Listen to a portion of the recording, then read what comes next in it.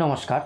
আজ বলবো 13ই জুলাই 2025 থেকে কিন্তু সুসময় আসন্ন কিন্তু 3 রাশির জাতক এবং জাতিকার জীবনে 138 দিন ধরে চলবে কিন্তু এই সোনালী সময় 3 রাশির জাতক এবং জাতিকার জীবনে। কারণ ন্যায়ের দেবতা 13ই জুলাই 2025 কিন্তু মীন রাশিতে অর্থাৎ দেবগুরু বৃহস্পতি রাশিতে কিন্তু বকরি হবেন। 138 দিন ধরে কিন্তু এই বকরি অবস্থায় থাকবেন ন্যায়ের দেবতা স্বয়ং শনিদেব।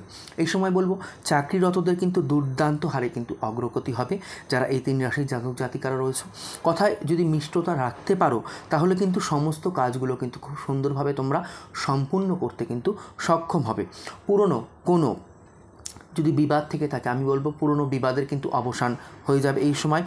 বিবাহিত জীবনে তারা দাম্পত্য জীবনের মধ্যে রয়েছে, ভালোবাসা কিন্তু খুব সুন্দরভাবে বৃদ্ধি পাবে এবং সমাজে তোমাদের সম্মান কিন্তু বা মান সম্মান কিন্তু খুব সুন্দরভাবে বৃদ্ধি পাবে।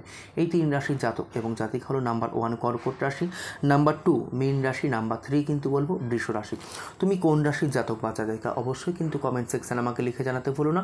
আর যদি ভিডিওটি ভালো লেগে থাকে একটি লাইক একটি শেয়ার প্রতিদিনের মতন কিন্তু অবশ্যই করে দিও। নমস্কার।